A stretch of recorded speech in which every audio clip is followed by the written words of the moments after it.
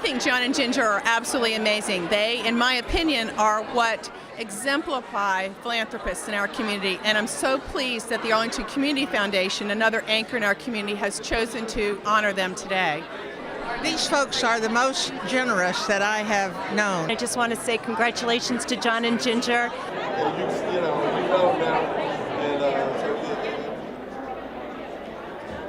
And now at this time, I would like to introduce our Executive Director, Wanda Pierce. Thank you.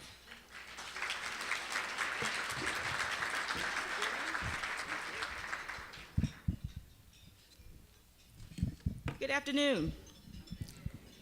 Thank you, Julian. The foundation is fortunate to have such a committed president. Julian, you've gone above and beyond on behalf of the foundation. You've been a tremendous fundraiser, and I truly enjoy working with you. Thank you for your leadership.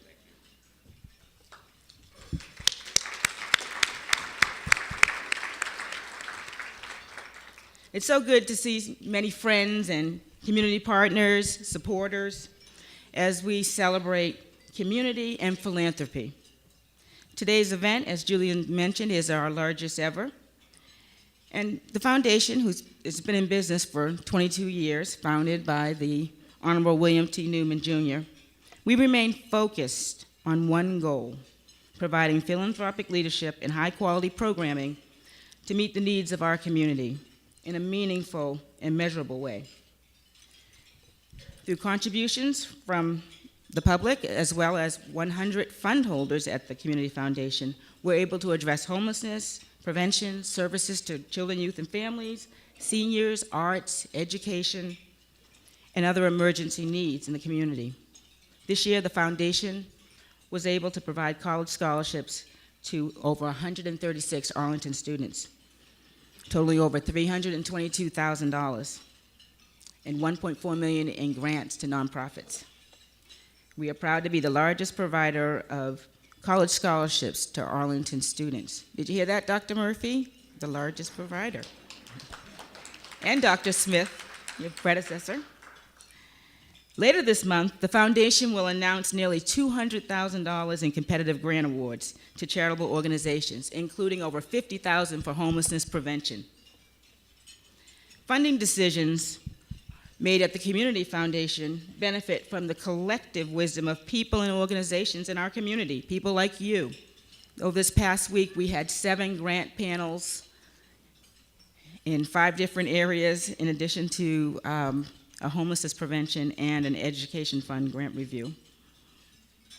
Also, I want to thank all of our community partners. The nonprofits that we fund are not just recipients of funding from us, they're partners with us. The foundation raises capital to provide these grants and scholarships, and we do that through over 100 charitable funds at the Community Foundation. So I just have to make a quick little pitch for any of you individuals, families, and companies who are interested in setting up a charitable fund at the Community Foundation. Come see us. It can be done in a day. We're set up to do it, and we believe in giving back to our community through low-cost, easy-to-manage charitable funds. Also, if you are an executive director of a nonprofit, a treasurer of a nonprofit, or a board member, you really owe it to your nonprofit to come visit the Community Foundation, because we set up charitable funds for your organizations to invest your operating funds to be able to meet unexpected needs in the future or to fund certain projects. We have several nonprofits in Arlington who have charitable funds at the Community Foundation. Our funds are overseen by a Finance and Investment Committee, which is chaired by Brad Coyle. Brad, could you stand up? Because this is really important. When you have $10 million to invest and to manage, you have to have someone that knows what he's doing, and Brad knows what he's doing and works closely in overseeing our investment house and the entire committee, led by Brad. Now, we've had some really good success, market success, but as Brad always tells me, past performance is no indication of future performance. But we've had great past performance, so come see us at the Community Foundation. Also, if you're a professional advisor, a wealth advisor, you can come see us as well because we can help your clients.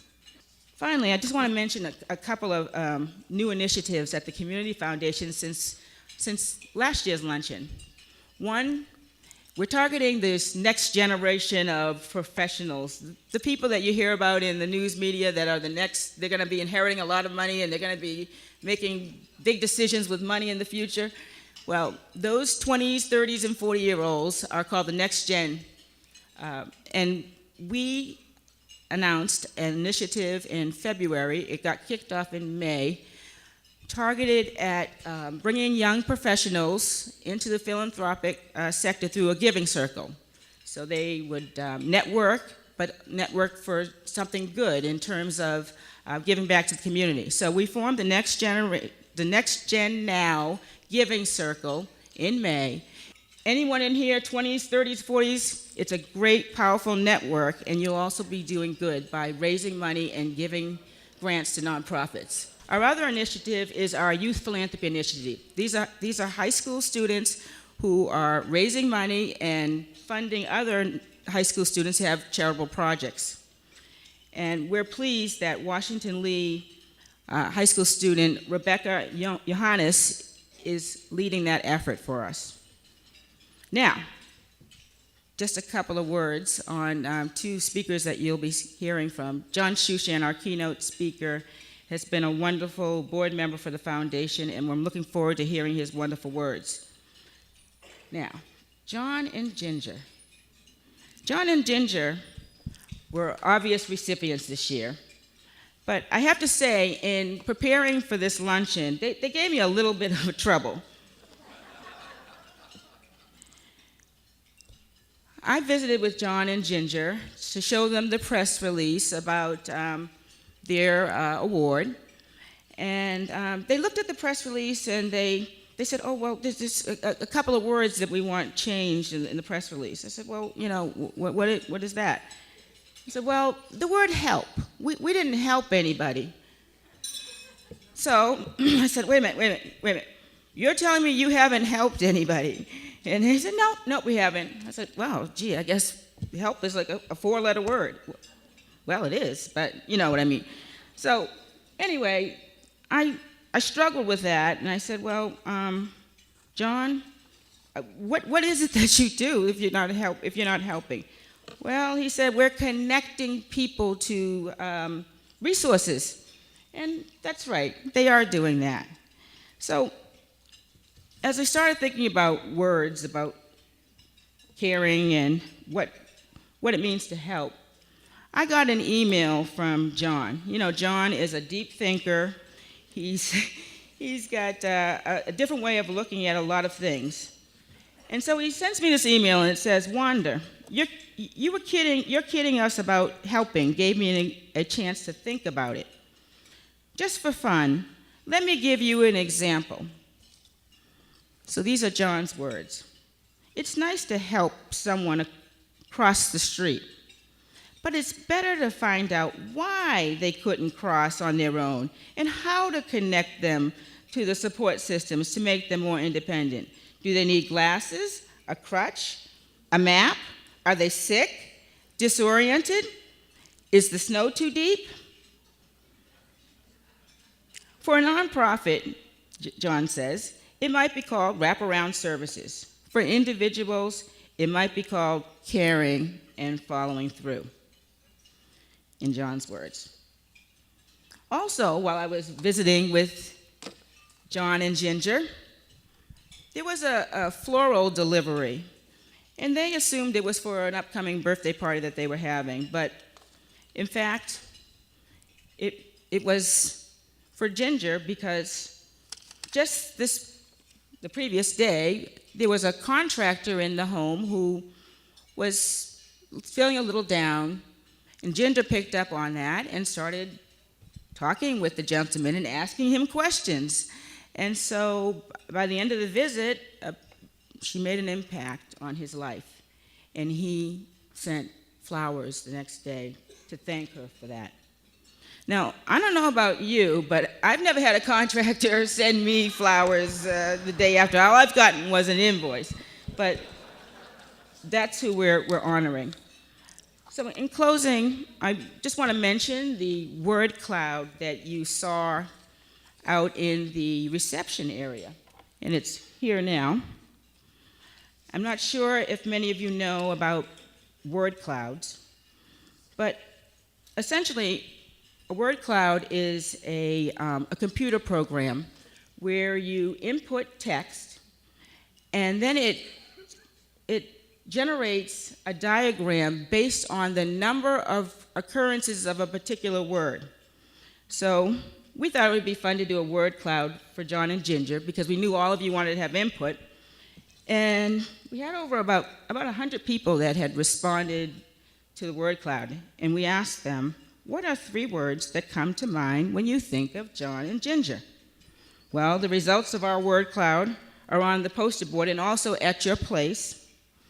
And not surprising, the top responses were generous, caring, compassionate, and kind. I'm pleased to introduce a trustee of the Arlington Community Foundation and president of Marymount University, Mr. Matthew Shank. Dr. Matthew Shank.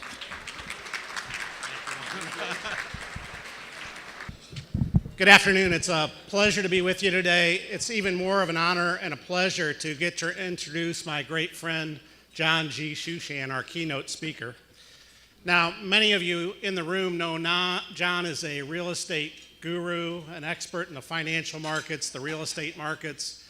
We all probably know he is the CEO of the Shooshan Company. But I'd like to tell you a little bit about his past to set up this introduction. What many of you may not know is that John started his career after the University of Delaware as a teacher. And John was a football coach for 30 years, youth football, and what I just found out recently was that John was a coach under the legendary Lou Holtz. So John was a football player. Believe it or not, I find it actually hard to believe that he was a football player at the University of Delaware, but he claims to be a football player, but that's one piece of John's past that I did not know. But really, rather than talk about John and his many, many accomplishments and what he does for a living, I thought I would share with you just very briefly more about John and who he is. And to me and to many of you in this room, and simply put, he is an absolute role model. He's a great example to me of what it means to be a family man. Now, John has his wife, Marcia, with us today. Marcia, if you'll please stand.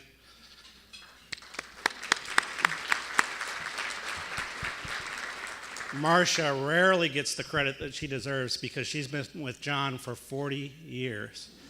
And so John tells a great story about how they went out in high school, and I'll say that she stopped going out with him for 4 years in college. That was her time off, and then they got married after that. But they've been together for 40 years. They have 2 wonderful kids, Kelly, who is not with us, and Kevin, who was introduced earlier. They're really pillars of the community in their own right. But he is such a great example of putting family first. He's also a tremendous example to many of us in this room about what it means to be a true friend.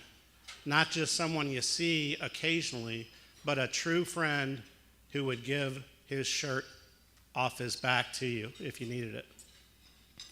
He is a great example to me, again, of what it means to be a successful entrepreneur and a successful businessman. He is absolutely the most honest business person that I have ever met. His word is as good as gold, and he is a living example, I believe, of what it means to integrate faith and work. In fact, we both often pray about the blue goose. Finally, he's a great example to all of us of service to others.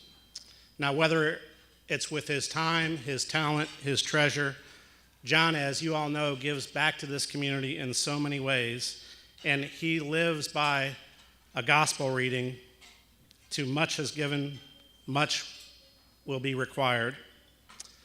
He is a humble man, and he's far too humble to tell you this, but just on Tuesday he received an award, the Outstanding Philanthropist, from the National Capital Philanthropy Group.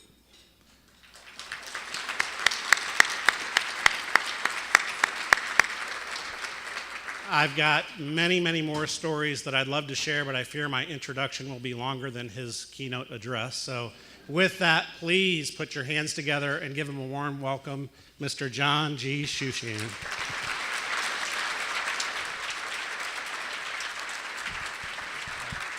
Thank you, Matt. I'm humbled by those words. Julian, Wanda, all the members of the Arlington Community Foundation and others here today. It's nice to see so many familiar faces and here sort of at home in Arlington. With Judge here to my right, I'm reminded of last year's performance by Sheila Johnson, how eloquent she was, and the powerful video that she provided for us. And so you all are going to find out what it's like to feel like Terry McAuliffe and Ken Cuccinelli in an off-year election. So sit back and relax. In a day... Sure.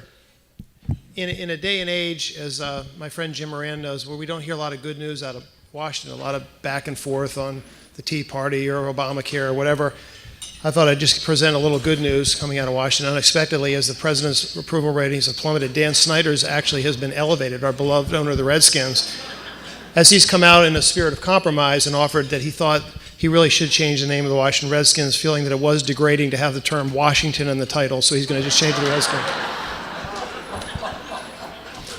But we're all here really to support the Community Foundation and the spirit, and John and Ginger exemplify that. We've heard their great accolades and description, but humility, caring, giving, the work they've done with children in the community, the homelessness, consortium of homelessness, they just do a wonderful job, and it's people like that that are mentors for all of us.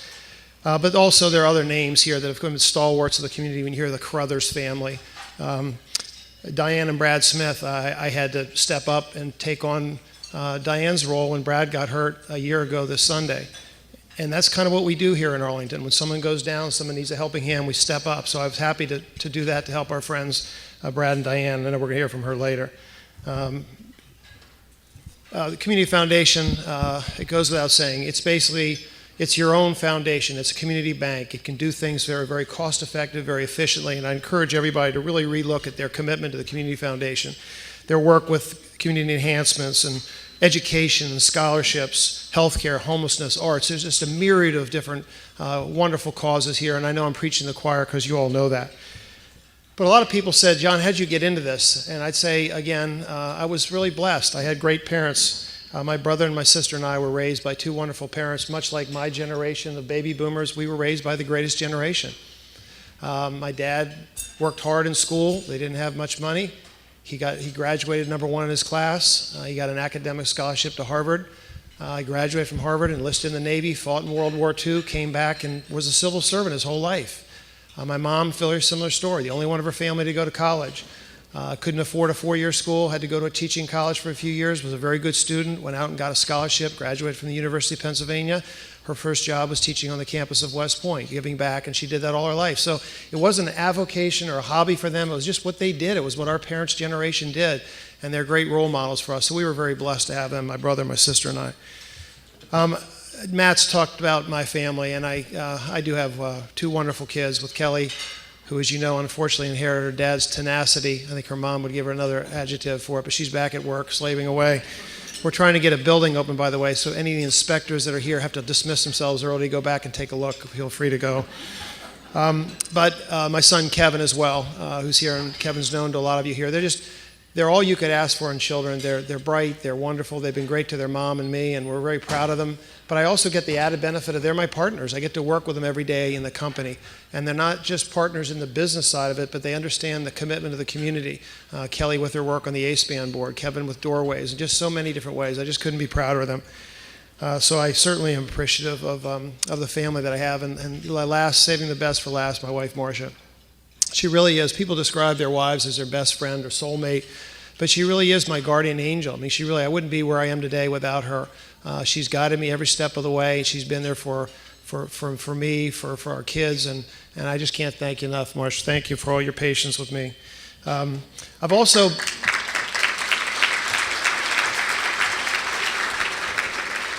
You know, we can't do the philanthropic things that we all do. We can't do that without having the sustenance of our jobs, right? It's what God created us to do, to go out and work and provide for our families and our communities. So many people, and I could never begin to thank all those in our firm that we started over 27 years ago here in Arlington County. A couple of them are here today. Brian Scull has been with me for 15 years. Tim Moore, Kelly Spafford, who does our community outreach work. We just had such a great group of people.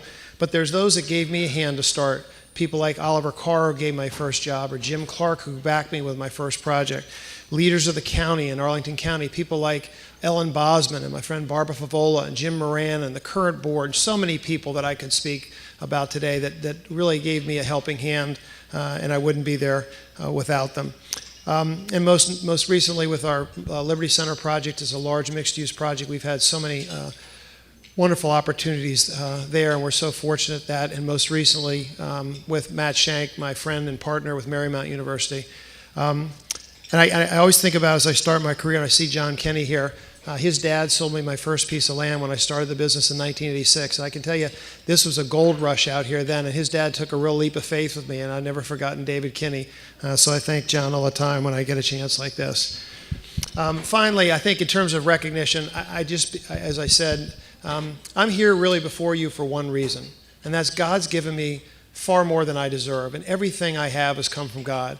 I've had great men of faith that have walked in my journey with me. 3 priests that I'd mentioned to you, Father Bill Talentino, Monsignor John Ensler, and Peter Vaghi. They've guided me in my steps and my progression. They've been patient with me, as my wife has been, but they remind me that Christ taught us that to those who have been given, more and more will be expected. And we live here in the United States, the greatest country in the world. And when you think, just a couple of facts that I threw out, if you make $40,000, you're in the top 1% of the incomes in the world. In fact, 75% of the population in the world tries to survive on less than $10 a day.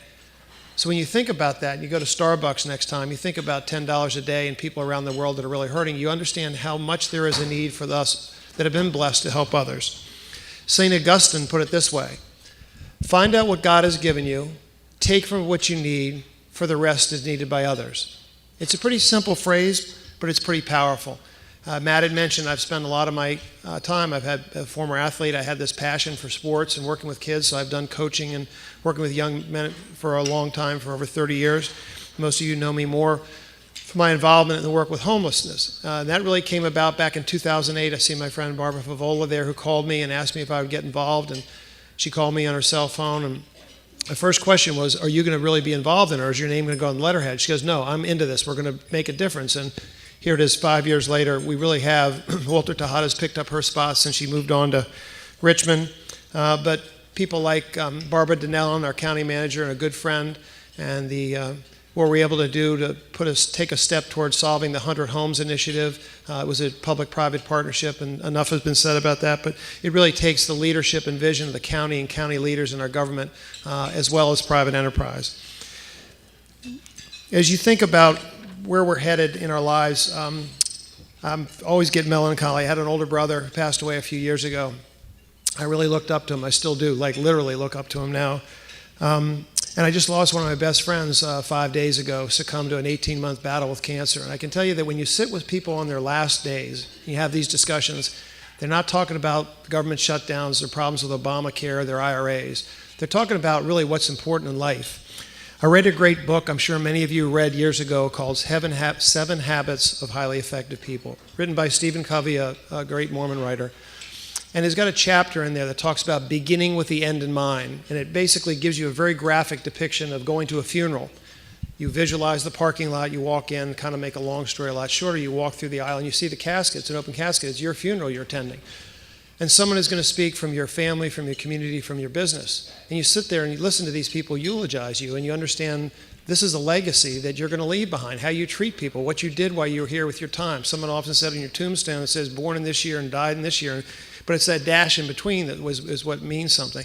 So for an awful long time, I took that to heart, that 7 Habits idea. But as it evolved, another story I came across was the Nobel Prize. Alfred Nobel really made his money producing dynamite. Well, he picked up the paper one day and saw the front page headlines that said the merchant of death died, and went on to talk about his death. Well, it was actually his brother Blvd that had died. But it really hit home to him. He said, how do I want to be remembered? So fast forward 8 years later, he did die. He completely turned his profits of his gunpowder making business into philanthropic causes, and he gave $9 million for recognition of peace-winning awards. And so today we know it as a Nobel Prize. But I think as we all face what my brother faced or my friend faced, you look at where we're going to meet our maker one day. And what you really want to, how you want to live your life and how you want to be accountable in the end. Because at that point, God knows what you did. Did you write that check because you got a deduction? Did you make a speech because you got an award? Or what motivates you for doing that? I'm also reminded that in those final stages, when there's a good passage in Luke that talks about the rich crop owner who was rewarded with great crops, great productions, far beyond what he ever expected. And he said, well, I know what I'll do. I'll knock down my barns, I'll build bigger barns, and I'll be able to live the rest of my life with peace and prosperity. And God comes to him that night and says, don't you realize tonight, you fool, your life will be demanded of you. And he's going to die that night. So that day's coming to all of us. I go to the gym. I've got a 90-year-old guy that shares a locker right next to me. And he says every day he goes up to work out, he said, John, I'm going up there. But you know what? None of us are going to get out of here alive. So we all understand there's going to come an end. And I think back to one of the wise men, again, quoting scripture, King Solomon, over 3,000 years ago, kind of the Warren Buffett of his time. He wrote something in Ecclesiastes that said, I undertook great projects, but when I surveyed all that my hands had done, in the end, it was all meaningless.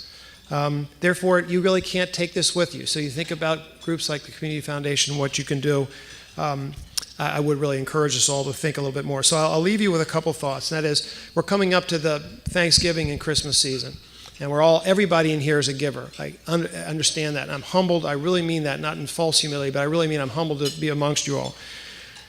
But I would encourage us all to redouble those efforts. There's people out there that are hurting now. We just celebrated Veterans Day, and we've got these young men and women that are coming home from fighting 2 wars.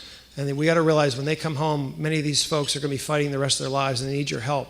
We've got blankets at home. We've got extra cash. When you think about tithing of 10%, even 1%, if you're making $50,000, it's $500. That could really make a difference in someone's lives. So around this time of the holidays with Thanksgiving and Christmas, I really, really ask you to think about what things you could do, giving blankets away, giving money away, giving your time away. We've got about 1,200 hours left in a year for you lawyers. I know that's disappointing, John, because that means you can't bill 1,500, But for those, you've got a lot of time left. 1% of your time would be 12 hours. You could go work somewhere and help somebody for 12 hours. That would really make a difference. So I would leave you with a couple thoughts. One, and someone more eloquent than I, Mother Teresa said, if you can't feed 100 people, you can feed just one. And my last thoughts would be something that I read years ago. This is probably 25 years ago. It's been with me from an Anglican bishop out of Westminster Abbey. And he said this. My closing remarks. When I was young and free and dreamed, my dreams had no imagination. When I was young and free, my imagination had no limits, and I dreamed of changing the world. As I grew older and wiser, I realized the world would not change. I decided to shorten my sights somewhat and change only my country, but it too seemed immovable. As I entered the twilight of my years, in one last desperate attempt, I sought to change only my family, those closest to me. But alas, they would have none of it. Now I lie here on my deathbed and realize, perhaps for the first time, that if only I had changed myself first, then by example I may have influenced my family, and with their encouragement I may have bettered my country, and who knows, I may have changed the world. Thank you very much. At this time, I'd like to introduce an emeritus trustee of the foundation, an owner of the Strategic Analysis Incorporated defense contracting firm, and General Counsel, Ms. Diane Smith. Good afternoon. First, a few confessions. I wanted to be asked to introduce John and Ginger, but those who know me know that I'm rather shy and retiring. And I thought it would be presumptuous to ask Wanda for the honor. So when the email came asking me to do this, I was thrilled. And then I realized what was required, and then I went, oh, geez, what have I gotten myself into? Introducing just one of them would be a challenge, but both of them? Confession number 2. I got to know John and Ginger many years ago, but separately. And since Ginger is a most independent and modern of women, she and John do not share a last name, so it was a while before I made the connection. Now is the time for all of you to think, oh, Wanda asked an idiot to introduce them. I would see them together and apart at various functions, and I thought, what a nice couple they make. And I finally said to a friend, is there a way to get them together? And after she looked at me like I had two heads, she said, Diane, they've been married for years. Well, that saved me the embarrassment of trying to fix them up. So now I need to explain my efforts at trying to capture what makes them the perfect people to receive the William T. Newman Spirit of Community Award. It turns out that we stole them from Tacoma Park, where they had been working with the immigrant community there and bringing kids to Arlington for recreation programs and to stay with them when there was a crisis, and doing pretty much what any parent would do for a child who needs help and guidance and food and clothing and tutoring and assistance to get into college and assistance to stay in college and assistance to get a job and start a life and raise children of their own.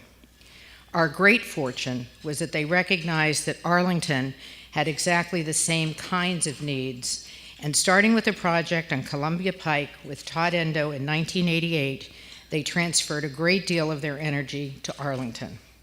But how did they meet Todd and Paula Endo? Well, on Irving Street, where they were walking, and Todd and Paula were struggling with an unruly puppy. What did John and Ginger do? They went to their home to get a choke chain and lent it to the Endos, who they didn't know.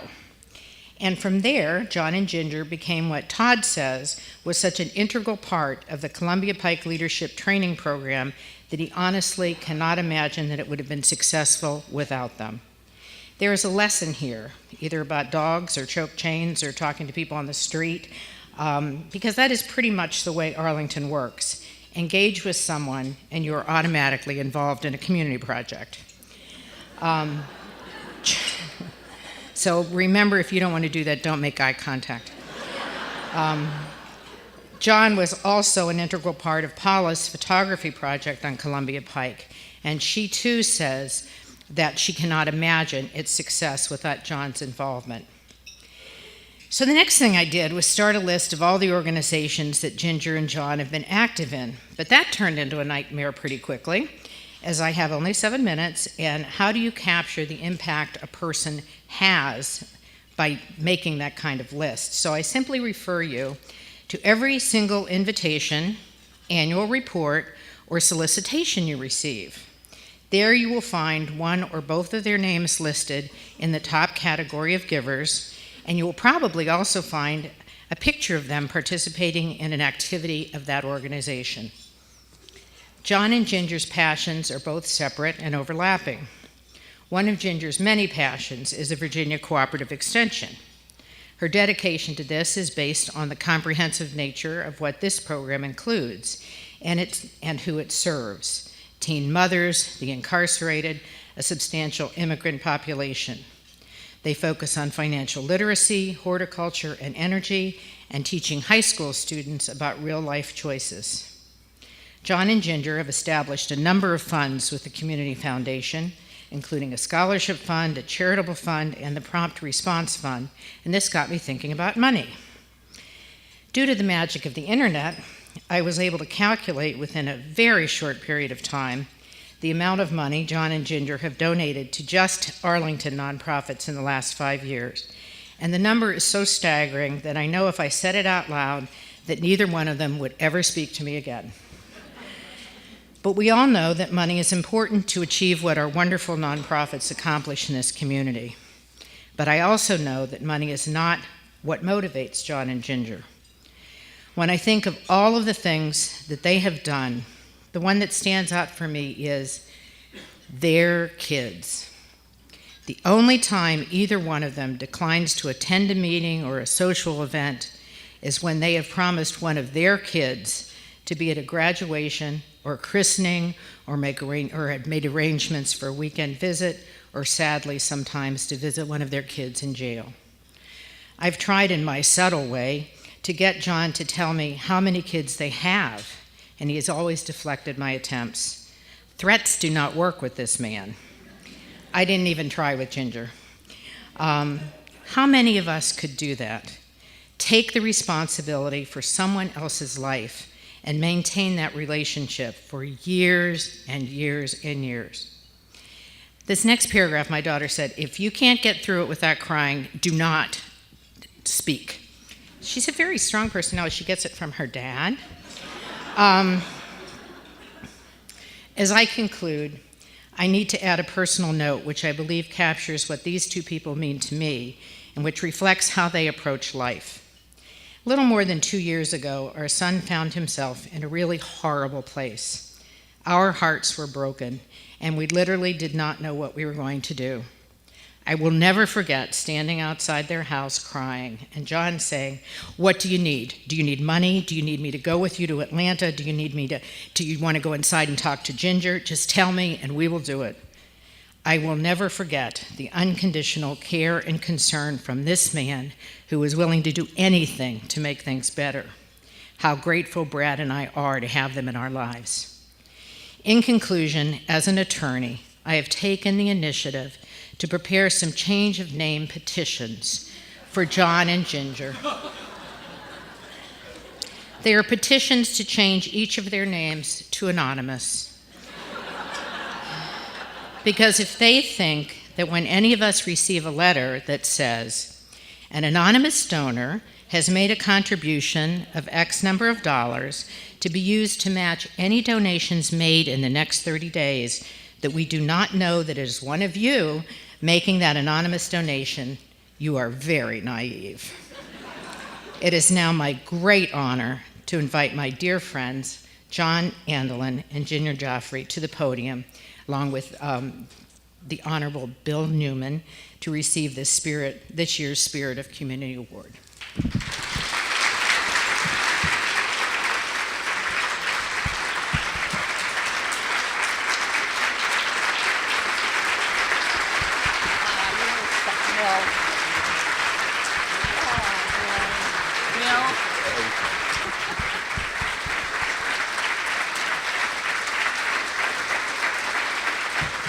John and Ginger, Diane has so eloquently spoken about who you are and what you mean to this community.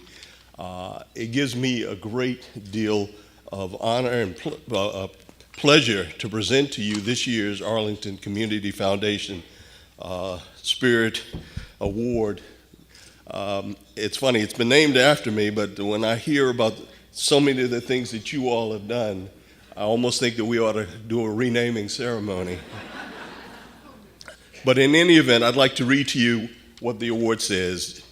John Andelin and Virginia Geoffrey have touched countless lives through their caring ways and generosity.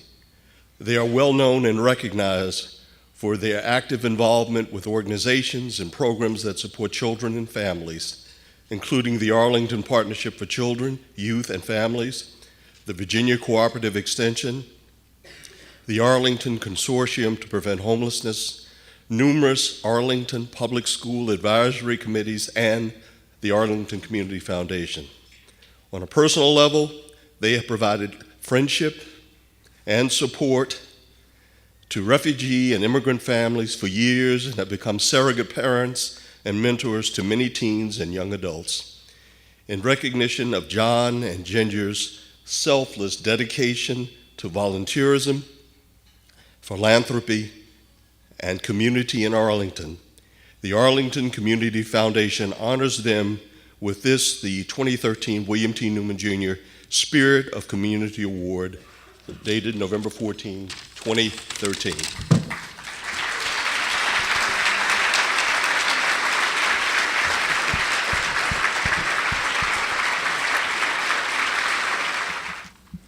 Thank you, Bill.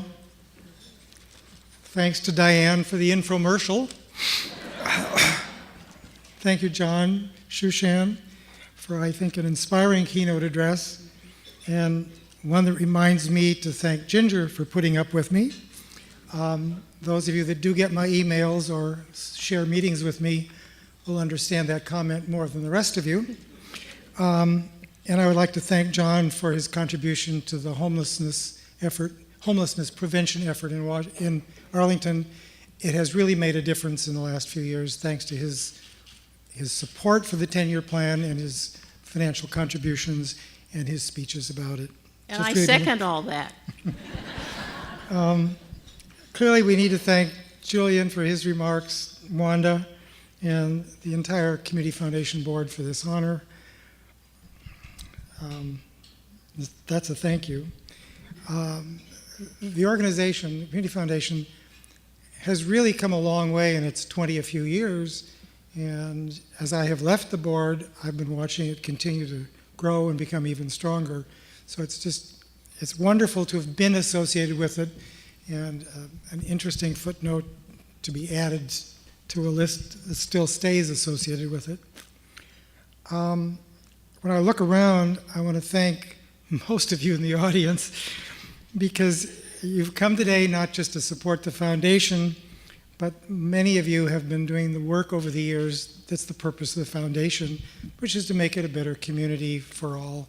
And I can't count how many people here are doing just that. So Everybody. looks like it really does. So thank you very much. This kind of an honor sets a pretty high standard for our next few years. So as we have been retired, it doesn't look like we're going to change our retirement much in the future. This recent notoriety has led friends and neighbors to congratulate us, and in the process asking some questions. Who are you? What do you do? Why did you get this thing? But that means we've had a chance to ask them about themselves and their interests, and by itself, that's really given us an understanding of the community and some of its really important issues. So just being named and having people pay attention means we've learned more than we would have otherwise. So by itself, that's a treat. But who are we? Ginger is a speech pathologist, and she's trained to work with patients, to evaluate their condition, to get their interest, and then somehow motivate them to change their behavior. One-on-one. That's the point. One-on-one, person to person, okay? Well, it worked for me. I mean, she got my interest, and we wound up married. Some 34 years ago, well into our relationship, Ginger was asked if she could help some refugees who were coming from the Vietnam War. They happened to be from Laos, and they lived in Maryland, I guess Hyattsville area primarily. And can she teach them English? Well, a speech pathologist, sure, she can teach them English. So she said, sure, pleased to do so. And that turned out to be the start of a new adventure for us, for her, for me, for our new friends. We wound up with an extended family. My mom just had her 100th birthday, and we probably had 150 people there.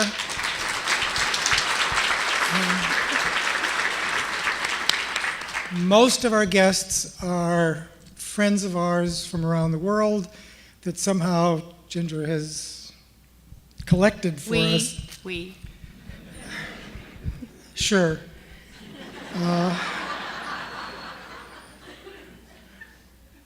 Yeah. Anyhow, once she was busy bringing kids home and working with refugees, and later immigrants and eventually low-income Americans, because they tend to live in the same community and have similar needs, she realized, I guess I realized, that at dinner time, she'd come home from where she was working at NIH and say, what a nice day, I did this research, and she'd tell me about it. Then she'd have a day with the kids, and she'd sort of bubble. Well, that led to eventual retirement from NIH and our new life. The rest was history. At any rate, you may be curious about John and who he is or was. When I met John, he was a nerd. Actually, a nerd who was a scientist, who had gone to Congress to try to convince them that, in fact, they needed some data. Does that sound familiar to some people out there? Pardon me, I digress from my paper. He had a childhood with very nice formal training, a very settled childhood in which he could grow and think and learn under the tutelage of his mom, who always wanted to be a teacher and was a teacher, and his dad, who kept him busy in the shop doing wonderful things and creating with his hands.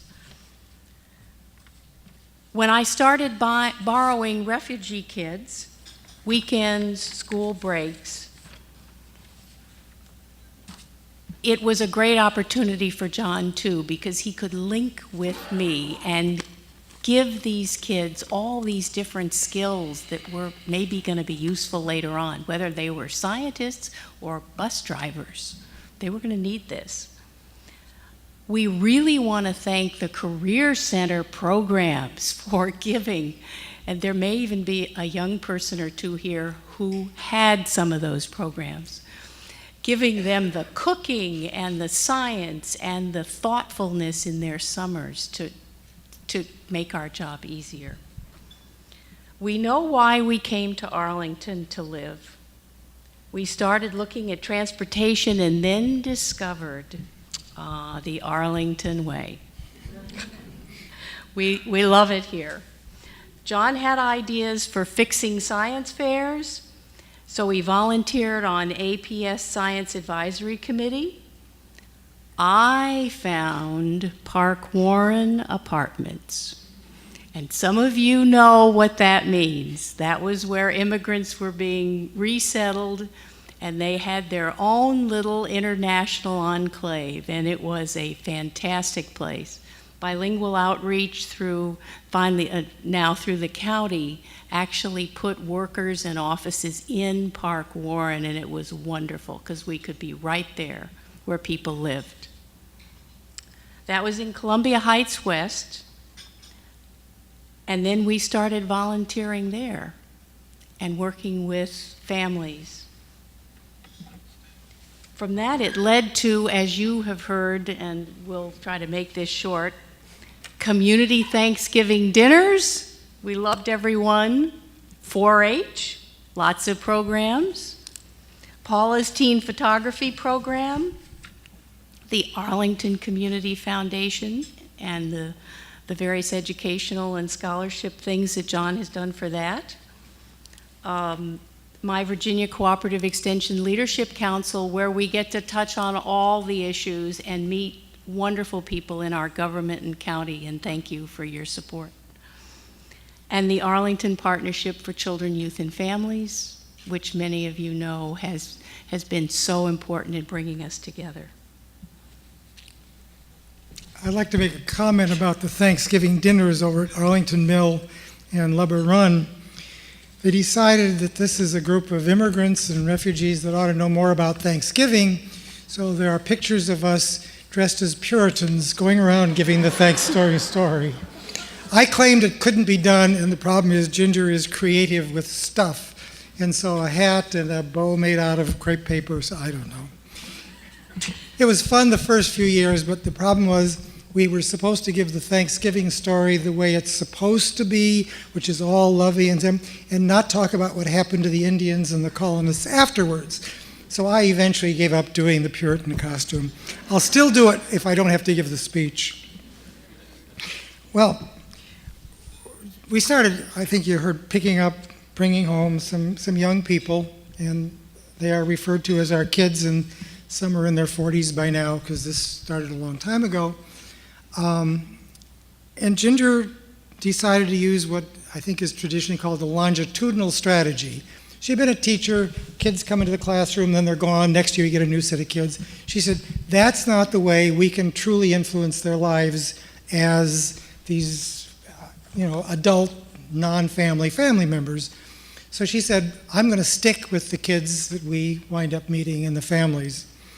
And so we have done that, and that means we've been to, as Diane said, weddings and funerals and graduations and births, and these families are our family, which in itself is an honor, by the way. We've been invited in their homes. We've invited them into our American home, and initially that meant something, and now it's just our house. When we renovated, we had to keep a brick wall and a stairwell so they'd still recognize the place, because we tore a lot of the rest out. But we didn't want the kids to feel like this is, that we've changed. The house did, but we haven't. We didn't know all the cultural standards, so unfortunately we stepped on a number of toes. They were all way too polite to tell us, but we can recall in the early days in some Southeast Asian homes, Ginger, the speech pathologist, you engage with people. So here's kids on the floor, so she gets down and she's trying to work with him. And all the adults are walking by like this. Well, we were honored guests. To show respect, their heads were supposed to be lower than ours. So we learned to sit in chairs, and Ginger would pick the kids up if she had to, but she had to keep her head somewhat off the floor. We didn't know better. We hope some of it worked well. Some seems to have. Ginger's aunt always talked about you don't have to be a good farmer to sometimes get a good crop. And I think we were the not very good farmers, and sometimes we got a pretty good crop. Right. Well, and we had particular luck when we took Jack and Rita along on some of these visits. They provided that real family support and sort of elder care for the rest of us. And we so appreciate that, Rita, that you served as a confidant and listener, advisor, par excellence through the years, both early on when your husband was with us and then still now, where kids will talk to Rita, and she knows how to keep secrets, so we don't know. We don't know everything, but that's great. Our interactions with the refugees and later with the immigrants and low-income Americans weren't always upbeat. Cheery occasions, there were plenty of issues. Reminds us how lucky we are that we haven't been through fire, war, homelessness, and famine. And I think that's something we can really, really celebrate today and make use of, that when you have the energy to give, you are lucky. And we feel very lucky. At the same time, we've seen how important it is to listen to others, respect dignity of each individual, and encourage that among all our friends. We have an international group that works with the poorest of the poor that we are trying to learn from, and that is their motto, this dignity for each person. And that's, I think, where we got away from the helping mode. Ginger mentioned something about the importance of listening to each other. There was an interesting example of that in September 2001, a week or so after 9/11. Paula Endo had this teen photo group that I helped with, and about a week and a half later, 2 weeks later, things had settled down to the point that some of the kids showed up. Instead of talking photography, they said, "Can we just talk?" That this is a big issue. They were multi-ethnic, and they had totally different backgrounds. In working it out, I think what they discovered, they were still friends. They still trusted each other, that the ethnic labels didn't have anything to do with friendship and trust. They knew the other person, because by then they'd been working together as an out-of-school time club for perhaps a year or two. I forget how long that was. And their anxieties went down in the process of talking to each other, as did the adults who were there, because there was a reassurance at watching the young people working through these issues of this terrible event and agreeing that together they would make things work better, and they would, whatever it might be. So it really was fun to watch the trust. We really have come to believe that keeping communication channels open, whether it's international negotiations or between us, it really does matter, because you get to learn what the issues might be and you can deal with it. I want to give two quick examples. One is our neighborhood listserv. As soon as this tragedy hit the Philippines, it exploded with people saying, "I have worked with this relief agency, they are good, if you wish to make a donation, please do." And in an hour, I had a list of 6 or 8 organizations that were personally approved by people who had worked with them, knew their work, and were saying, watch out for scams, these are good. That's the neighborhood and modern technology. The other modern technology listening to each other that's worked for us is a young lady we knew from Arlington, graduated from high school, can't read. She had the help of an assistant throughout high school to read to her and transcribe her work so she could pass, and she did. And she's an otherwise absolutely normal, exceptional woman. Ran a shop at the mall, completely opened it, closed it, did the books. It's just reading, okay? There's a wiring issue somewhere, like I have some, but I'm not sure what they are. She now lives in Texas, and she has preschoolers and early schoolers, elementary school kids. Here comes the backpack mail. Her husband works very long hours, keeping the banks that fail from inconveniencing the customers by having the banks open again on Monday. And so he has a lot of weekend work and evening work. And so what happens is the backpack mail gets scanned or forwarded to Ginger and me, and we read it to her. And so the kids show up on pajama day with pajamas and not something else, and they get their homework done. By the way, Ginger does 90% of that. For whatever reason, I stall longer on picking up the phone, but we really like the interaction anyhow. I think he showed up one day with pajamas, and it wasn't pajama day. So we didn't get it perfect every time. So what's happened is, this is a case where, yes, we are, quote, helping her. At the same time, we now know about the issues her kids have had in preschool and first grade, about teachers, and so we can now talk to other parents about what they might encounter. We can think about what the kids are. We have a sense of how to work better with the school system and the teachers, because it's in NASA language that's called ground truth. You see a lot from up here, but knowing real people and real circumstances is very different, and you translate it very different. I'll give you one last example, and that's This is your last example. Yeah, I know. We went through the renovation pretty gracefully, writing a joint speech.